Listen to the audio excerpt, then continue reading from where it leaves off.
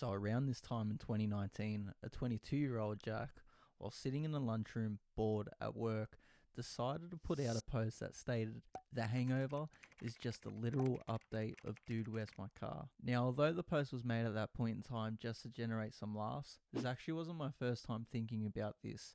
And no, as a disclaimer, I don't actually think The Hangover is just a literal update of Dude, Where's My Car? There is, however, something there that made me think about it in the first place. And secondly, there had to have been enough valid points surrounding it for me not to forget about it. And I know what many of you may be thinking. Jack, Dude, Where's My Car? The Hangover? They're two completely different movies. Sure, they both involve a group of friends who, after waking up from a wild night of partying, who can't remember anything about the night before and go on a crazy journey looking for something that they've lost. I've had that thought myself while doing the research for this video, but what I found is that the more you look at two different things that are meant to be different, the more similarities you're bound to see and uncover. See for yourself. Separated by 9 whole years between release dates, with Dude, Where's My Car dropping in December of 2000 and The Hangover in June of 2009, I feel that both movies came out in pretty interesting times, and the films themselves represent those times in their own unique ways. A lot of things changed in those 9 years, and doing this video itself over 13 years after The Hangover came out makes it even more interesting looking back at these moments in time. Now, I imagine it's been a while since you've seen either films, and maybe there's some of you who haven't seen either of these films at all. I don't know why you would be watching this if that were the case, but for the video's sake, we're going to do a quick rundown of where the world was at during these times, how these movies came about, and give you a quick summary of both films just to bring you up to speed and give you some context before I go on to show you that these two films are far more connected on many different layers than you initially realized. Let's start with Dude, Where's My Car? Enter the 21st century. We had survived the 90s and somehow the world didn't explode as the clock struck midnight on New Year's Eve 1999. A new age had begun as an old one ended, and looking back at that in hindsight, some of these changes were for the better, and some, well, the year was 2000 and Dude, Where's My Car premieres in Los Angeles on Sunday the 10th of December. In 9 months, 9/11 would take place, changing the world forever as we know it. Wars would start, lives would be lost, and many of the freedoms we had on planes would forever be frowned upon. Thanks a lot, Bin Laden. Wikipedia would be founded in little under a month from this point. Jennifer Garner still wouldn't be suddenly 30 for another 16 months. And social media, smartphones, or even the iPod for that matter hadn't even been invented yet. The world was a lot less connected than what it is now, and somehow more connected at the same time because of this. Things were a lot less complicated, and it felt like it just took a whole lot less to make people laugh and entertain us. And rewatching Dude, Where's My Car for the first time in years made me realize it did take a whole lot less. This movie sucks. I didn't realize how bad it is, but that's what makes it so good. And according to Wikipedia, a site that doesn't exist yet, it is considered a cult classic. And we all know Wikipedia does not lie. Like the year 2000 itself, Dude, Where's My Car was the product of many different beginnings for many different careers, from all the way up to the production companies down to the supporting cast and crew. There were people involved that had experience, but this was the biggest role and job to date for many people involved, still to this day for some. And you can kind of feel that when watching this. It's loose and it's unpolished, and it doesn't suffer the pressures from having big names or big budgets. Instead, it's filled with up-and-comers hungry to make the most out of something while also having fun while doing it. Now, following the premiere in December, the film goes on to be released internationally all throughout the year 2001, with it hitting my own Australian shores in March of that year. As mentioned, the film would go on to garner a cult-like status, and its classic one-liners, scenes, and iconic front cover would go on to be referenced still to this day through interviews, YouTube videos, and my personal favourite, memes. People pasting other people's faces on the front cover of Dude, Where's My Car never gets old. It's the gift that keeps on giving. I literally saw one today. In a nutshell, Best friends Jesse and Chester both wake up from a wild night of partying to which neither of them can remember anything about. Upon this and the discovery of a lifetime's worth of pudding in their fridge and cupboards, the pair also realise that they've both forgotten their twin girlfriends' anniversaries today. Somehow they all started dating on the same day, and I really wish I could have seen how that all came about. After an angry voicemail left by the twins that reveals this, the pair quickly realise that they did actually get their girlfriend's presents and they're just sitting in the car. Now dude, where's the car, you ask? This exact question is asked at a minimum of 13 times throughout this entire film, and we never actually find out. Spoiler alert. Discovering that the car is missing, Jesse, played by Ashton Kutcher, and Chester, played by Sean William Scott, both set out on a journey to find this car in order to retrieve the gifts, which has them dodging angry pizza men, early 2000s bullies, gender-challenged males, a pack of stupid llamas, and the supersized playmate of the year 2000, while also crossing paths with a drug-abusing dog, a cult, the police, super hot chicks, and intergalactic Nordic space travelers. We start off looking for a shitbox Renault and end up saving the universe. While The Hangover is specific in its dark and crude humour, Dude, Where's My Car is often random with its obnoxious and goofy humour. We now move along to 9 years down the track, and the modern world at this point has been through a bit of shit since our friends Jesse and Chester went looking for their missing car. The war on terror has been in full effect for years now, and to top that off, the global financial crisis had just hit. Like Y2K, the year 2000 can be looked back upon as a time of change. Barack Obama had just been sworn in as the 44th and first black president in US history. Facebook for the first time was leading the race in social media platforms, dethroning MySpace and Bebo, and the original Angry Birds would be releasing in 6 months, which meant there was absolutely no reason for a 12-year-old Jack to get the new iPhone 3GS just yet. Taking these factors into account, you realise that the modern world was just on the cusp of entering into the mainstream popularisation of smartphones, social media, and digital streaming that we've all now incorporated into our day-to-day lives. I think 2009 is also one of the last years that a film like The Hangover could have reached the heights that it reached, and there's a good chance you couldn't have that today without being cancelled or vilified online. The same can be said for Dude, Where's My Car for that matter, which has far more controversial moments in it by today's standard. The difference, however, is Dude, Where's My Car can be chalked up to being a product of its time and environment. The Hangover borders that line of being humorous and controversial, and does so knowingly. Thankfully, we got them both when we did, and unlike Dude, Where's My Car, The Hangover, in my own personal opinion, still hasn't lost its touch to this day. I found myself almost laughing as hard as I did when I first watched it almost 15 years ago. While the film was a breakout success for most involved, and for some still to this day their biggest project, unlike Dude, Where's My Car, The Hangover wasn't the product of an unheard cast and crew. It was written, developed, and handled by people that were no strangers to the world of comedy, especially R-rated comedy. And many of the stars had experience on countless other notable projects before going on to star in The Hangover. This, and being blessed with a budget nearly as 3 times as big as the one for Dude, Where's My Car, gave the filmmakers the perfect mixture of making not only the film they wanted to make, but also aiming to be something more than just another R-rated comedy. Now, after doing 300 word-of-mouth screenings to build up the hype for The Hangover, the film goes on to be released and receives critical acclaim. Like Dude, Where's My Car, the film would be referenced constantly and have a special spot in pop culture, while also spawning 2 sequels. In a nutshell, a group of friends who we're fittingly going to refer to as the Wolf Pack come together to help their friend Doug celebrate him getting married by throwing him a bachelor's party on the weekend of his wedding.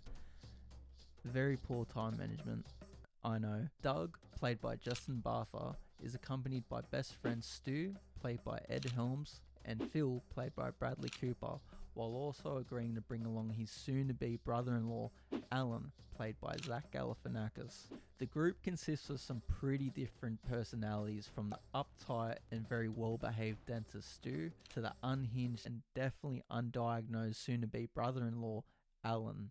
The trip starts out good but quickly changes after the group takes a toast on the rooftop followed by some shots. What follows is a morning of severe headaches, memory loss, and the realization that things most definitely went astray last night. Upon this and the discovery of a tiger and a baby in their penthouse, the Wolfpack also realised that the man of the weekend is also missing. Now, this isn't a big thing at first. He must have just gone out to get an early breakfast or something. But as the clock starts ticking and Doug still doesn't show up, things start to go from bad to worse. With the goal to not only find their missing friend Doug, but also who the baby and tiger belong to in mind, the Wolfpack decide the best way to find all three is to retrace their steps from the night before, much like our friends Jesse and Chester did. It is the journey to achieve this that has our Wolfpack dodging a prison sentence, Asian gangsters, casino security, and has them crossing paths with a stripper, a black Doug, and the one and only Mike Tyson. As said, The Hangover is often dark and crude, but it's also very innocent in that it's about a group of friends that just care for each other. So you're probably thinking I've just listed more details that make these two films more different than they are similar. But here comes the part that got you clicking on the video. Like mentioned before, the big similarities between these films are 1. A group of friends wake up after 2. A wild night of partying, and 3. Realize they're missing something, which 4 sends them on a wild journey. That was enough to give me the original idea to put out that post back in 2019, but researching these videos all these years later made me realize that there's far more details that tie these movies together than I could have ever imagined. To break this down, let's start right at the beginning with one of the best examples that are going to prove this.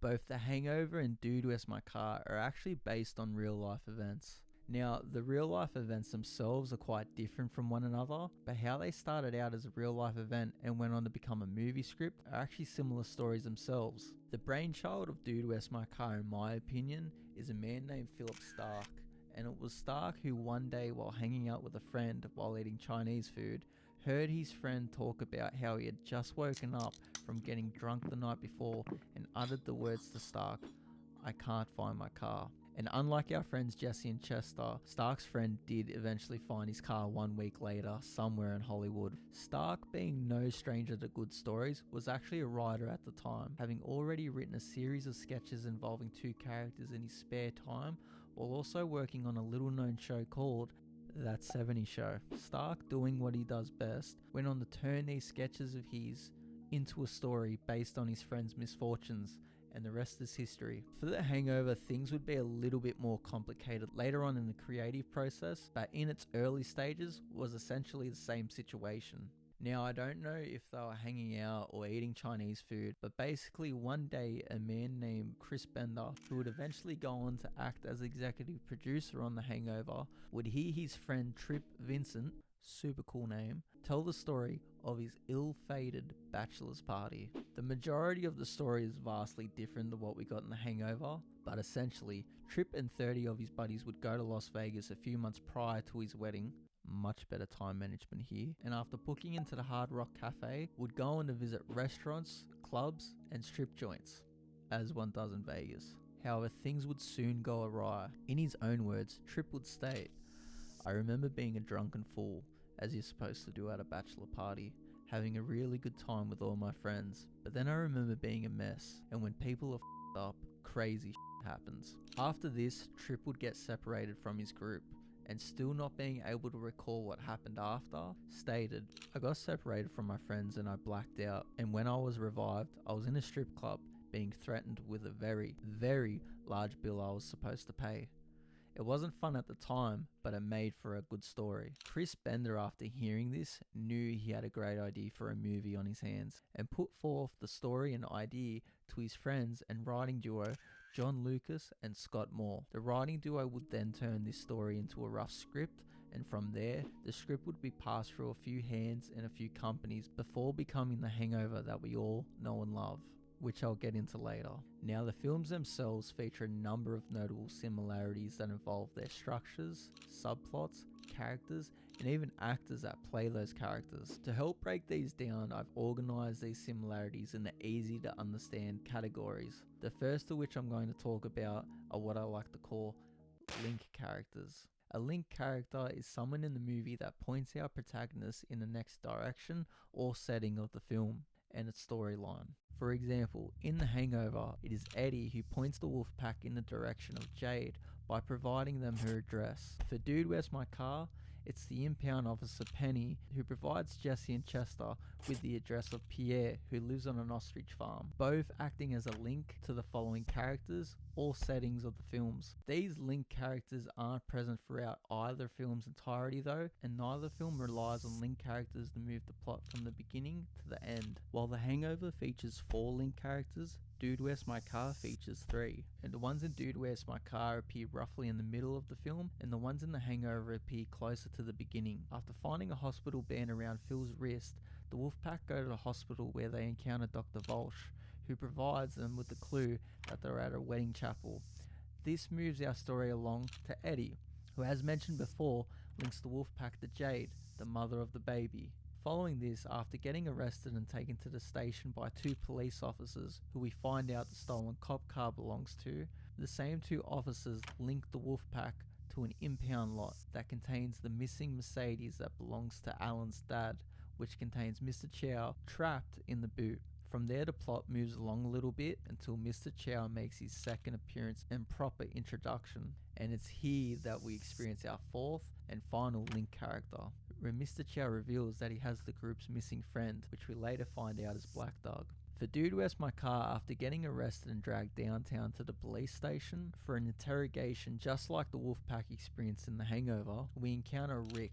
Rick, after accidentally sending the car to the impound lot, links Jesse and Chester with an address to that very impound lot, now containing the missing car, where the pair encounter Penny, the impound officer.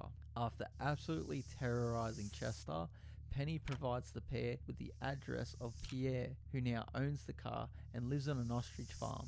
Fast forward a bit, and after answering Pierre's ostrich-related question, which is actually incorrect according to Google, Pierre leads them to the garage that has the car, and upon discovering that the car is once again missing, Pierre gives them the only remaining item he has left from the car, a Captain Stu's Space-Orama keychain with a locker key attached to it, thus linking our 2 dudes for the 3rd and final time to the next stage of the movie. As a disclaimer, you can argue that other characters can fall under the same classification as a link character. For example, it's Black Doug who inadvertently links the Wolfpack to their Doug, but as I just mentioned, it was done so inadvertently, and it really was Stu who put 2 and 2 together. As a double disclaimer, the same applies to the following categories. Different characters can fall in different categories based on your own opinion, as that's what I've just done here based on my own opinion. While link characters appear in relative succession to one another, both films contain breaks in those linking encounters and are in a sense interrupted by the new characters being introduced or reappearing. The best example of this, as mentioned before, happens when the Wolfpack is sitting at Jade's apartment, and while doing this, 2 new characters are introduced when they literally burst on the screen by kicking in the door, shifting the whole storyline from a straightforward link by link journey to a more chaotic timeline, obscuring our protagonist's initial goals by introducing new characters and new subplots. The encounters carry very big consequences in the timeline and overall stories of each film. Due to the fashion that these characters are introduced usually, I fittingly call this next category burst characters. While Dude, Where's My Car features 3 burst characters, The Hangover again features 4. For The Hangover, our first burst characters appear right after Eddie gives the Wolfpack Jade's address, when 2 serious looking guys with bats slide on the screen as if they're coming out of Too Fast, Too Furious. Now, although a new subplot has just been created, it remains more of a mystery until later on when the introduction of another burst character takes place. As mentioned before, number 2 takes place with the 2 police officers bursting through the door of Jade's apartment. This encounter solves the mystery of where the cop car came from, and also later on solves the mystery of where Alan's father's prized Mercedes has gone missing to. Following this, the 3rd and arguably the best burst character introduction occurs when Mr. Chow literally leaps on the screen out of the trunk of the Mercedes naked onto Phil's neck. Mr. Chow, unlike the 2 police officers, becomes a reoccurring character.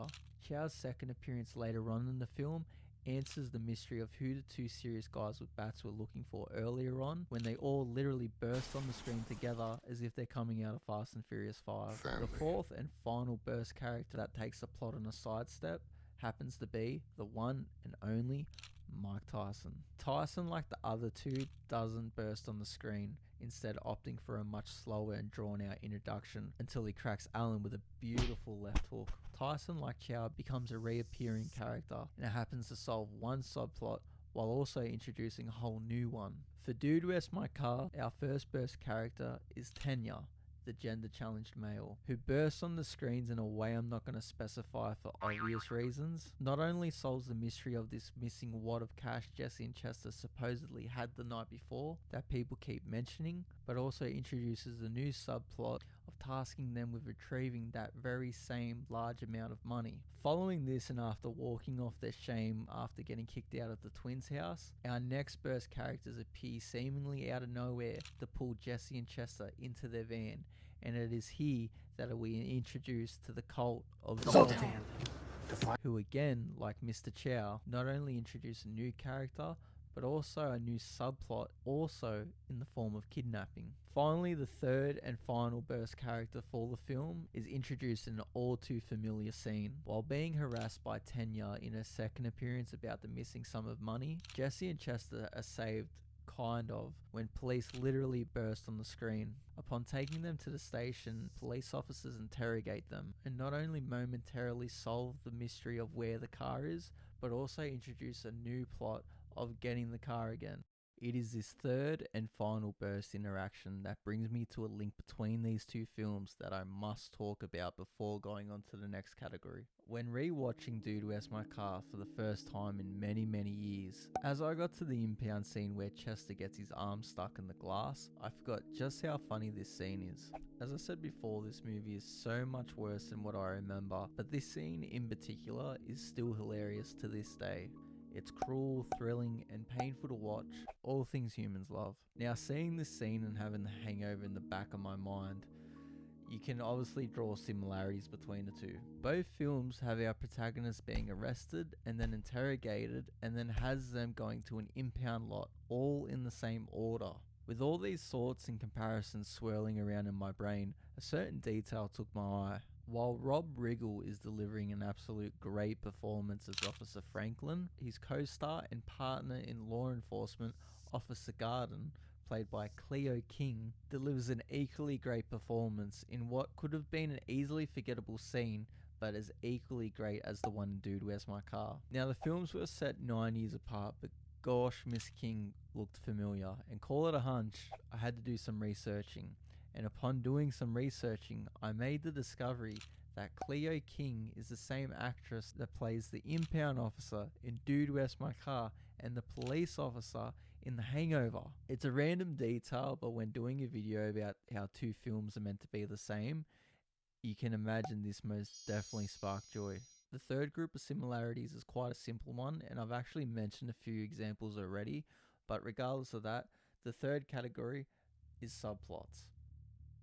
Both films, once again, feature 4 subplots each. To start off, we're introduced to both the subplots of a baby with no mother and a tiger with no handler towards the beginning of The Hangover. And before we see these subplots solved, we're introduced to our third one, the appearance of a cop car, meaning that Alan's father's prized Mercedes is also now missing. All 3 of these subplots will be solved before we're introduced to our fourth and final subplot. After finding the mother of the baby, returning the stolen cop car, and returning Mike Tyson's stolen tiger to his mansion, it's shortly after this that the Wolfpack are driving back and unexpectedly get T-boned by the reappearing character Mr. Chow, along with the 2 rough-looking guys with bats. It is this second encounter that introduces us to the subplot of the stolen $200,000.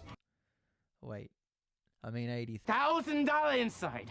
belonging to Mr. Chow that the Wolfpack took. And it is this key detail and similarity which both films involve large sums of money being stolen and ordered to be retrieved that I will now introduce and break down the subplots for Dude Where's My Car. Starting where we finished off with The Hangover, the first subplot introduced in Dude Where's My Car is through Tenya's introduction where we find out Jesse and Chester actually did have a large sum of money the night before. We also find out the exact amount that they had the night before, and that it was stolen by Tanya in the strip club before getting Jesse and Chester to sneak it out. With no money still in sight the morning after, Tanya, in very Mr. Chow and Mike Tyson fashion, orders the protagonist to retrieve this stolen property. Shortly after making it out of Tanya's grips and getting kicked out of the twins' house, our second subplot is introduced through the introduction of the cult of Sultan. Sultan.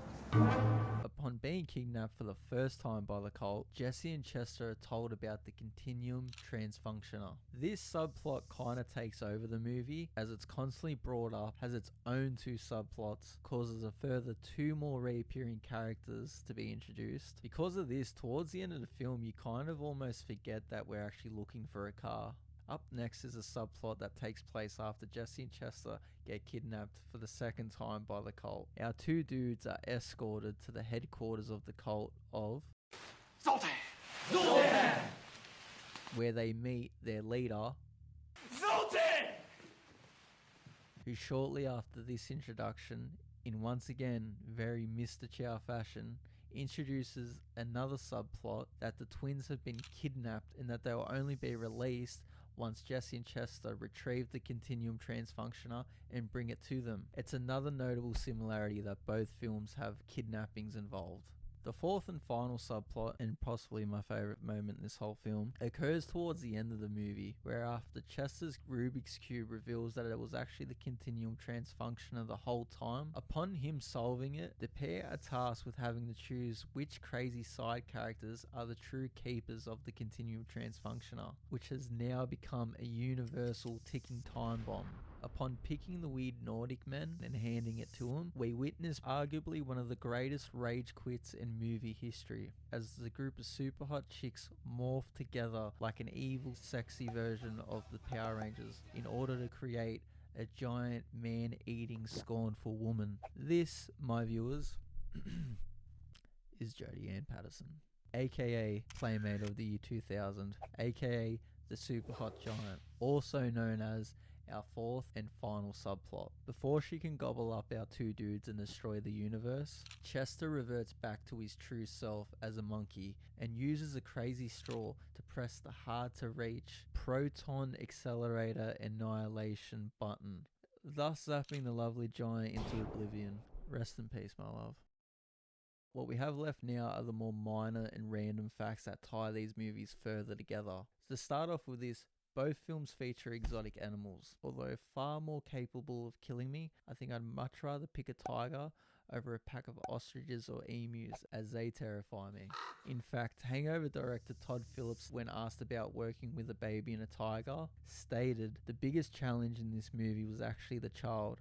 A 6-month-old child is more difficult than any tiger. So baby, pack of ostriches, and then a tiger. It's a natural food chain. Both films intertwine these scenes involving the tiger and ostriches with real live trained animals and animatronics, and also puppet versions of those animals. Probably more vicious than any animal in either film is Jackal, the dog that likes to abuse drugs, who also had some live scenes mixed with some pretty obvious puppet versions.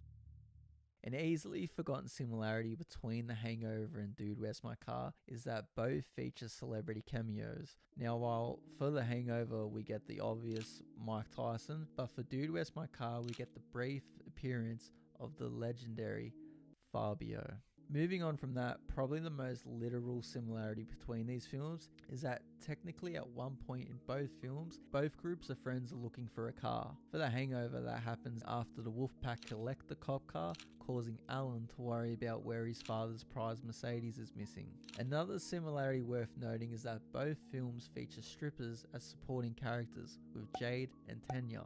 And speaking of Tanya, probably the most peculiar similarity between these films occurs when Tanya reveals that she's packing a little bit more than a solid choking grip. Along with having a bulge where an Adam's apple is, she reveals that she has another bulge a little further down, which troubles Jesse severely.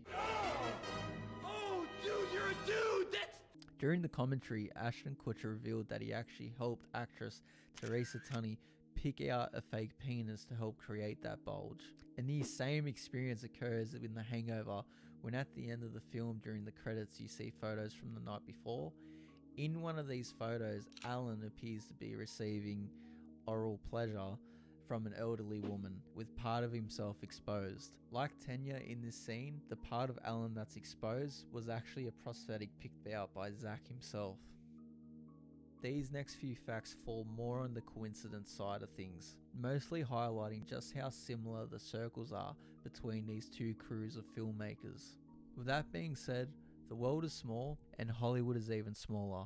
Dude, Where's My Car was a pretty important stepping stone in some pretty big careers. Not only did it launch the career of Ashton Kutcher, it was also directed Denny Liner's feature-length film debut, as well as arguably one of the biggest roles to that date for a very young Jennifer Garner. Most notable out of this relatively unknown cast and crew was Sean William Scott, who had just come off the huge success of playing Stifler in the 1999 hit American Pie, released just 1 year prior to Dude, Where's My Car. Now, following the release of Dude, Where's My Car, Denny Liner would go on to direct the first Harold and Kumar, Harold and Kumar Go to White Castle. Dude, where's my car? Where's his car, dude? Ashton Kutcher would have his own meteoric rise throughout the early 2000s. Jennifer Garner would go on to become a huge star, and Sean Scott would go on to appear in an impressive amount of movies following this film. Due to being 9 years older than The Hangover, the stars of Dude, Where's My Car were well established in Hollywood by the time The Hangover would come around. As a result of this, a few key people from both films would cross paths on a few different occasions, with some being minor encounters and others, well, let's just say rather intriguing. I'll start off with the more random encounters and coincidences.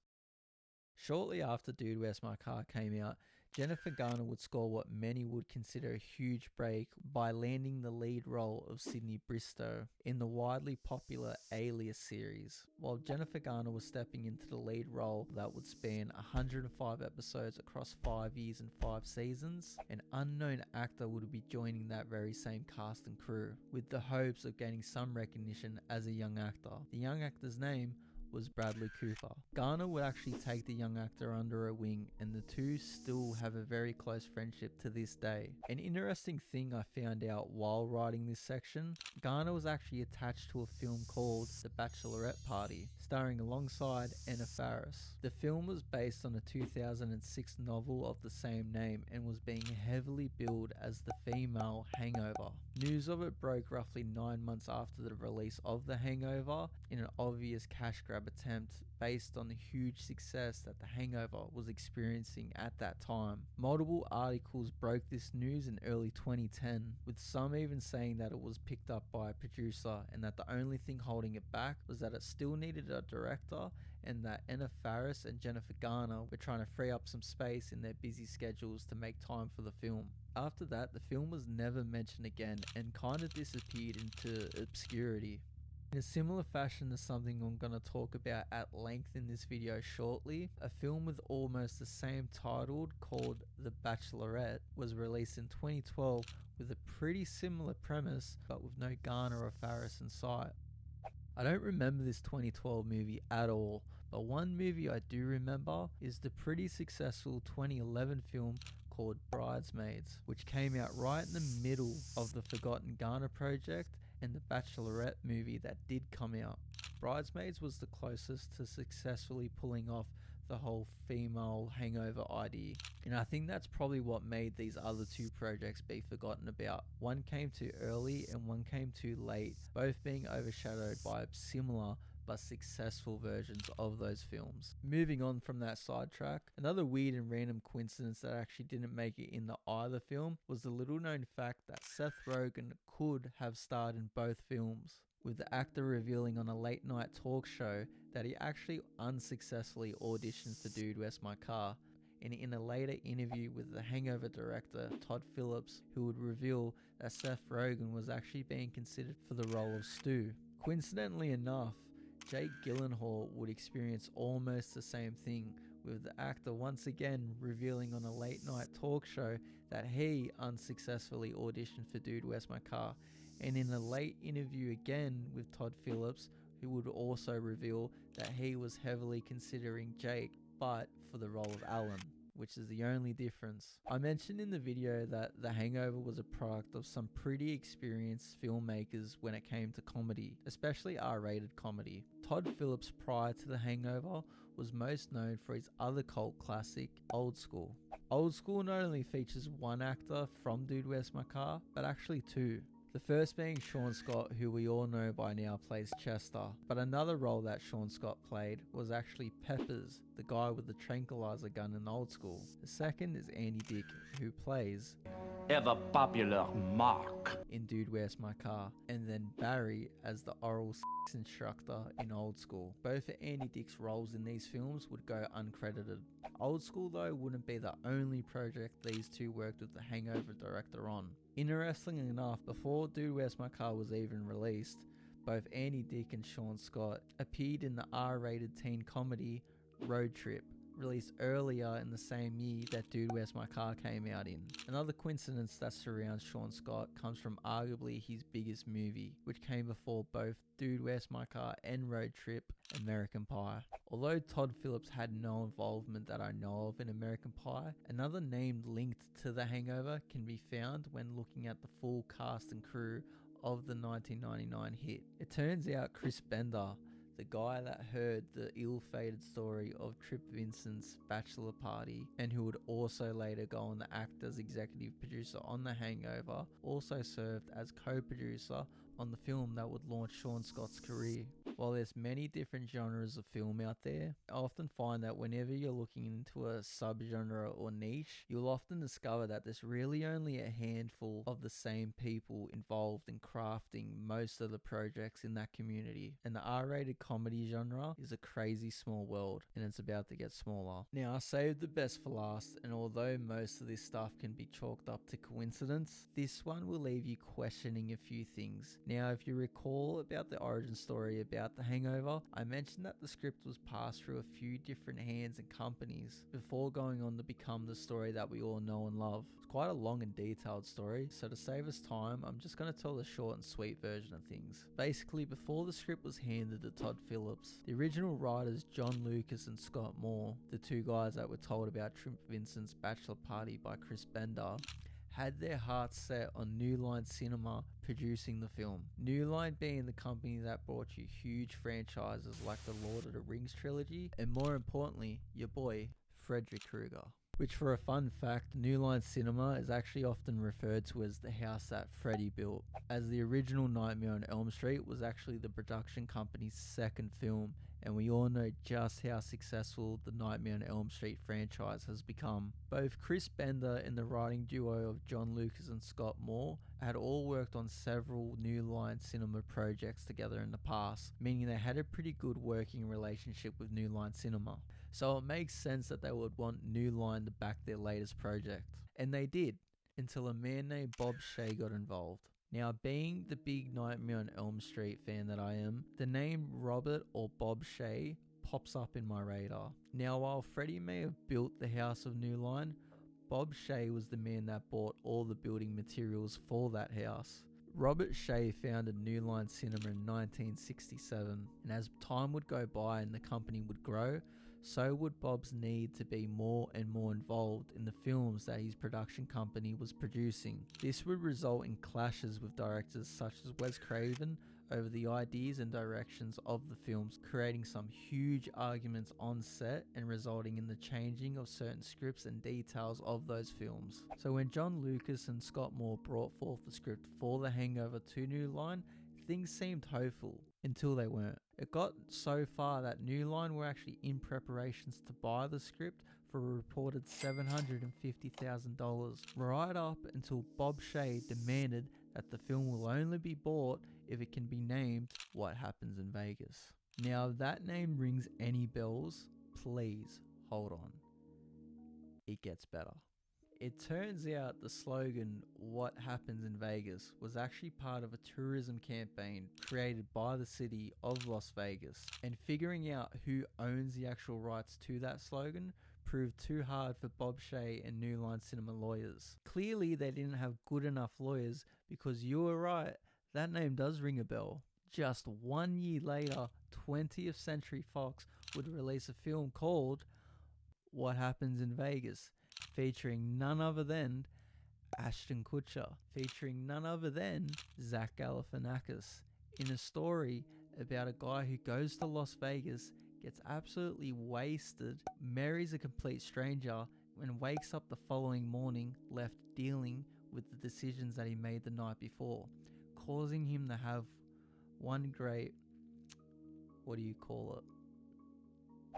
hangover. The fact that this film came out just 1 year prior to The Hangover just leaves me astounded as to how such big coincidences can occur before you can no longer call them coincidences. And this definitely leaves me asking more questions than the ones that I've answered.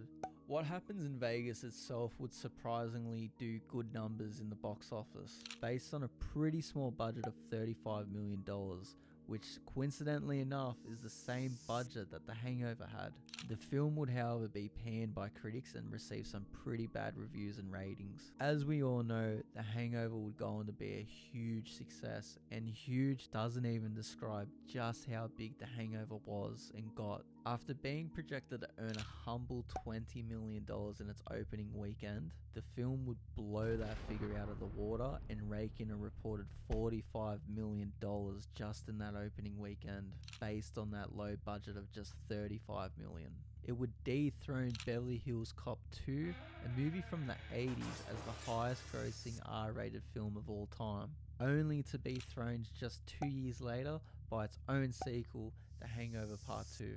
Warner Bros knew early on that they had something special in their hands, and clearly with money on their mind, the executives at Warner Bros were already hiring people to create the sequel to The Hangover before the film even came out. Although it was nowhere near as good as Part 1 in my opinion, the film itself, as I mentioned, did better commercially, dethroning it, and this would cause another sequel to come out, The Hangover Part 3, that would focus more on the original and try and tie up loose ends, while also doing it in a more serious tone than the first two. While Dude, Where's My Car was also successful on a much smaller scale, the film never got any sequels like The Hangover.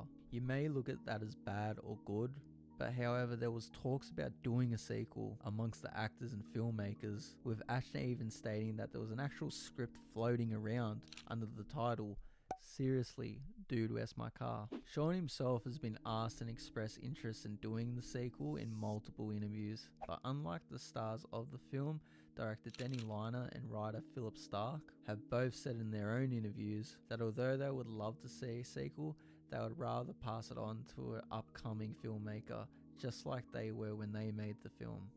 Unfortunately, on the 18th of October 2008, Denny Liner would pass away due to a battle with lung cancer. So even if at some point he did change his mind on doing a sequel, we won't ever get an all original cast and crew sequel of the film, or a reunion like we see so much of these days. So however you look at it, besides the multiple interviews giving us hope, we still don't have any signs of a sequel for Dude, Where's My Car. But seeing that we got the long awaited Hocus Pocus 2 sequel, the sequel to Coming to America, and even reports of a new Beverly Hills Cop, all starring the original cast, now is probably the most likely time we're going to see a sequel to Dude, Where's My Car. So let me know in the comments what you think about a sequel. Would you want it, or should it be left? And if it were to be done, how would you do it? So one of the last things I want to talk about isn't actually a similarity, but however is an interesting parallel between the films, and a little bit of a defense for Dude, Where's My Car. While The Hangover flew mostly under the radar of the studio during the making of the film, as other big projects were being made at the time, which as I said gave the filmmakers enough freedom to make the film they wanted to make, the same cannot be said however for Dude, Where's My Car. It's crazy to think, but when John Lucas and Scott Moore wrote that original script for The Hangover, the story was actually a PG-13 script, and only became an R-rated story when it was handed to Todd Phillips after doing a 4-month severe rewrite to the script with Jeremy Garlick.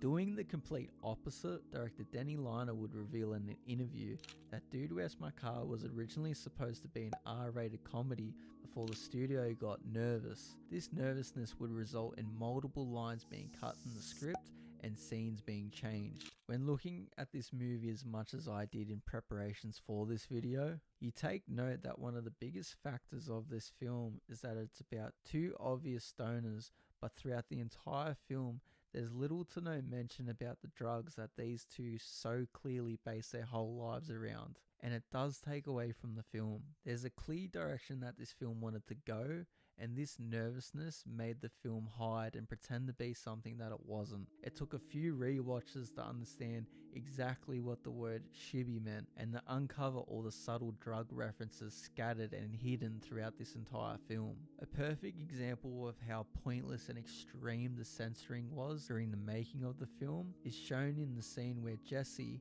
suggests that they cut back on the shibbying. The studio were so concerned about showcasing drug use in a PG-13 film that they made Ashton Kutcher dub over the word shibbying and change it to just shibby. That makes total sense, because there's nothing more PG-13 than a group of women standing in a line doing this. So while The Hangover started life as a PG-13 script and evolved into an R-rated film, Dude, Where's My Car went from an R-rated script into a PG-13 film.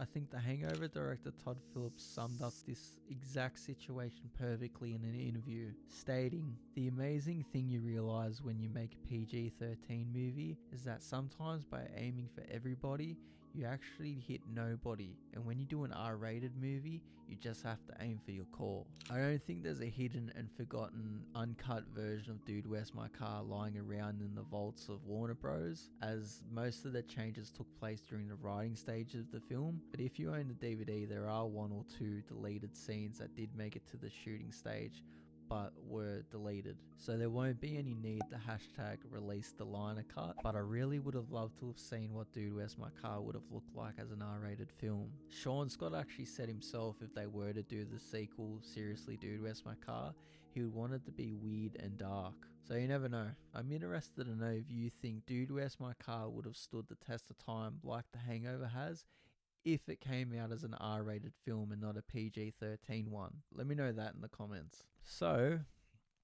that's it for this video. What next? Doing a video that involved two different movies meant that I had to do double the amount of research. In fact, if I were to include all the facts and information that I uncovered relating to these films, I could easily do 2 more films with similar lengths for each. So, why not? These are just details I just can't let go to waste. There's some really crazy and intriguing backstories with some serious Hollywood scandals relating to these films, ranging from accusations that The Hangover might have been a stolen idea to a real-life serial killer. I've discovered things that I think no one else has spotted since these movies were made, such as things like Easter eggs left by some of the filmmakers, and other subtle details that answer certain plot holes, like where the hell did Jesse and Chester lose their car the night before? That's right, I figured it out. So if you're interested in that, stay posted. Hopefully it won't take as long as this video took because most of the research is done. If you found any similarities that I didn't touch on, please do list them in the comments. I'd love to hear it. And let me know in the comments what you thought about this video, what you liked about it, what you didn't like, and what you would like to see in the next 2 movies for either The Hangover or Dude, Where's My Car or something else. Last but not least, thank you for watching. I keep reading about a Dude, Where's My Car sequel throughout the years, and I'm curious, where's that at? Are you and Ashton ever still talking about trying to get that off the ground at this point? No, we've never talked about it. I think the title alone is hilarious enough to make the movie. I would love to work with Ashton again. I think that would be fun to see those two guys where it's like, I don't know, maybe it's like they hadn't seen each other in so long and they're like, it's a reunion and they get, super up again. And then they're like, we lost our car. And it's a whole new set of like, what did we do? We have to retrace our steps. But maybe is that Hangover?